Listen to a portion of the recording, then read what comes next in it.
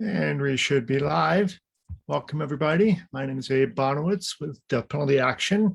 And while we build our Facebook audience and begin to welcome everybody, I want to welcome everybody that's in the on our panel. We're expecting one more person. I'm going to change the view here so we can see everybody. I'll introduce Jeffrey Deskovich, Charles Keith, and Nancy Haight. We'll hear a lot more about them. And I wanted to say that this is the first time we get to say out loud that Nancy Haight is the newest board member of Death Penalty Action. Welcome, Nancy. Thank you for your leadership. And we'll introduce her more too in a few minutes. But for now, while we grow the Facebook audience, I want to invite everybody to go to the Voices of Experience on the Death Penalty Facebook page, and that's where you can share the live feed to any Facebook communities that you have. And while we build that audience, I want to invite and welcome back to the Voices of Experience on the Death Penalty program, Brandon Pfeiffer, who I've been traveling with along the southern border, and he has regularly been here to bring us some comfort through music. And here is Brandon. Welcome.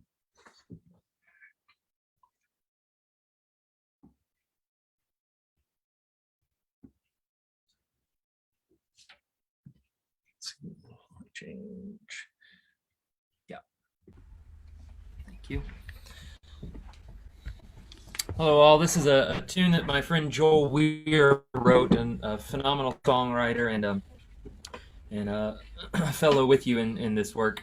It's called Dissonance.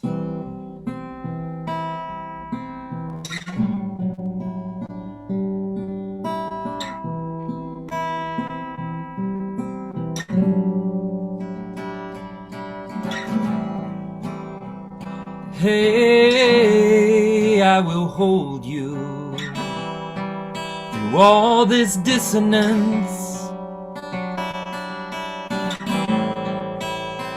and we will find peace in these troubled times.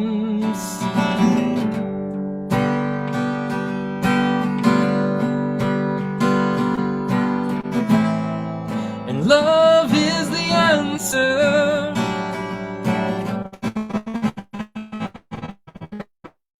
Love is the answer. Love is the answer.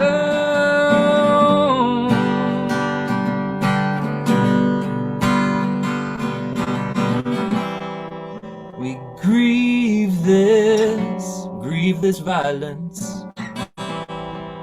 Happened too many times. We cry, Jesus, someone come and save us. A spirit make a change.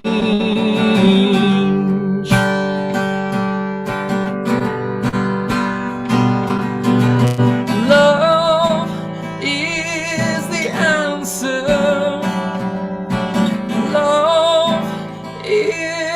answer. I know it's been said too many times before, but it's not time to close the door. Or maybe it's been said too many times before, but it's not time to close the door. It's been said so many times before, but there's so much work that we can do with love.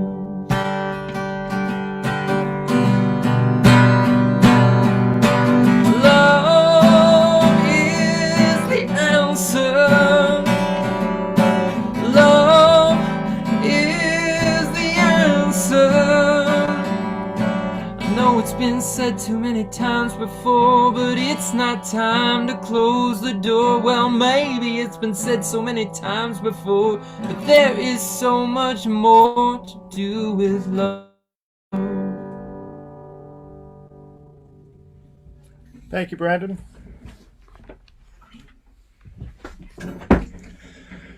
That's Brandon Pfeiffer with Vote Common Good. And do you have your own, what's your webpage, Brandon? Well, you can find me on the internet, Brandon JP, on Instagram and Facebook and everywhere.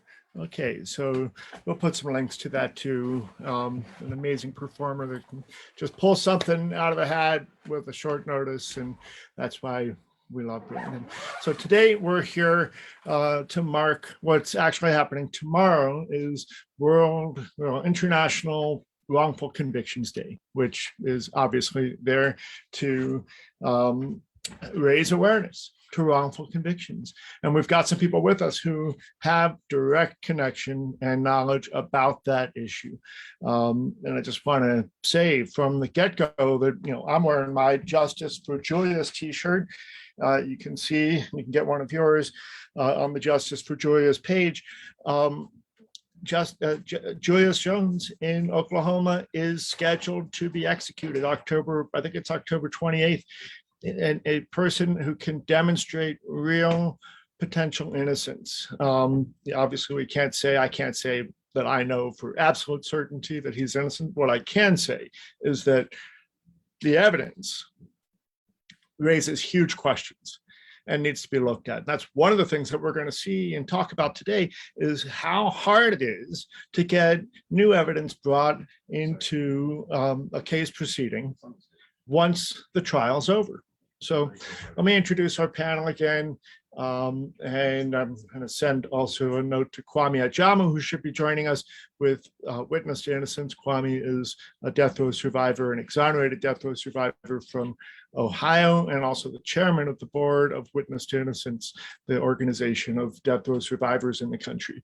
With us also is Jeffrey Deskovich, who is a exoneree from New York, and he's going to share a bit of his story in a minute. Charles Keith, who is on this panel, the brother of, and always the brother of former Ohio death row prisoner Kevin Keith, but also he is on staff with Death Penalty Action as our Impacted Communities Liaison. So he works both as a murder victim family member and the family member of somebody who's been in prison on death row to help us work with those communities. And also, of course, he's carrying a lot of weight as the brother of somebody in prison. And finally, Nancy Haight is on the board of directors of Death Penalty Action and has had a number of other hats and is also a capital litigator and brings that expertise to us today. So welcome, everybody. And I want to go first to Jeffrey and ask you, Jeffrey, to please give us a bit more of an introduction. And each of you, before we get into the conversation, the plan here is we'll each have about 3 or 4 or 5 minutes, whatever you need. Keep it short and introduce yourself and what brings you to this picture, and then we'll get into some conversation. Each of these, I'm going to share their web pages for the men that are sharing stories, where you can get much more of the detail and the nitty-gritty and the background. So we're not going to spend a ton of time telling long stories today. We're going to have a conversation about wrongful convictions, how they happen, how we can prevent them, and what we got to do about it. Okay, so Jeffrey, welcome. Thank you. Thanks for having me, Abe. So my name is Jeff Deskovich, and I was exonerated by DNA testing in New York after 16 years in prison for a murder and rape, which I did not commit. The wrongful conviction was caused by a coerced false confession, prosecutorial misconduct, fraud by the medical examiner, terrible public defender. I was convicted despite the DNA test excluding me before trial.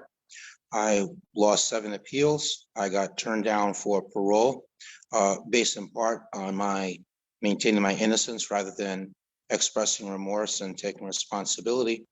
Ultimately, I was exonerated through further DNA testing via the DNA data bank, which not only reaffirmed that prior exclusion, but also identified the actual perpetrator, whose DNA was only in the data bank because left free while I was doing time for his crime. He killed a second victim 3.5 years later, who was a school teacher and who had 2 children.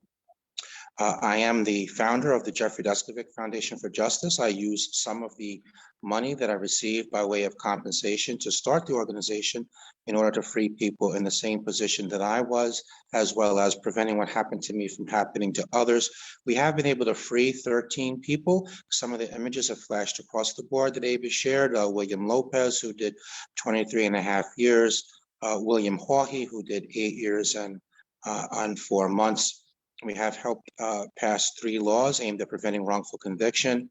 I am a advisory board member of the National Coalition Group, It Could Happen to You, which helped pass an additional 6 laws. We have chapters in New York, Pennsylvania, and California. I'm active in all 3 of those. On the Global Advisory Council for Restorative Justice International, advising them on wrongful conviction and broader criminal justice reform issues. I do want to mention, by way of my background, I have a master's degree. My thesis is written on wrongful conviction cause and reform. So what I share with you will not be based only on my own case, but also my formal education. Lastly, in pursuit of my dream of exonerating others as a lawyer, I became an attorney. So in terms of death penalty, and I'll wrap up with this, I do have experience fighting against the death penalty. In 2007, in collaboration with New Yorkers Against the Death Penalty, we were able to ward off capital punishment reinstatement efforts. We won based largely on the innocence argument, the possibility of executing somebody innocent. A strong secondary factor in that also was the voice of murder victim family members who found that the increased publicity around death penalty cases caused them to relive the trauma. And lastly, I was part of the campaign in 2009, which legislatively repealed the death penalty in Connecticut. So I parachuted into various battleground districts. I spoke, I met with elected officials, I did media, made several testimonies in front of the legislature there. So I've always considered the death penalty to be a wrongful conviction issue because of the obvious risk of executing somebody innocent. The factors which lead a murder case to be capital versus non-capital case would include community outrage and being convicted of another felony, often rape. That was a situation and in my case. So had I just been a few years older and the death penalty been on the books in New York, I very well could have ended up with a death penalty. My appeals were over after 11 years. I was not exonerated until 5 years after that, excuse me. So for me, if I had been sentenced to death, so I would have been executed wrongfully. I wouldn't have survived and been exonerated. I certainly wouldn't have been speaking with you this afternoon. So looking forward to a robust discussion this afternoon on the issues. Thank you, Jeffrey. So you were a juvenile when all this when this crime happened and you were accused. Yes, I was 16 when I was accused, and then I turned 17 before the trial, and I was in prison from 17 to 32. Yes. Wow. And then you got out, became a lawyer, and have done all these amazing things. Wow. Thank you. Jeffrey, we're going to come back to you in just a few minutes. I want to next introduce Charles Keith. And Charles, do you want to introduce yourself a bit more? Charles. Hi, my name's Charles Keith. I live in Canton, Ohio. I'm the brother of former death row inmate Kevin Keith. I'm going to tell you a few things that happened to my brother. Rarely do I get a chance to tell anybody what happened to me and what happened to our family and the sacrifices that I had to do and life on the outside. I hear the gentleman talking about how much time they've done, how they've been exonerated. But myself, I've done 30 years and I have not killed anyone.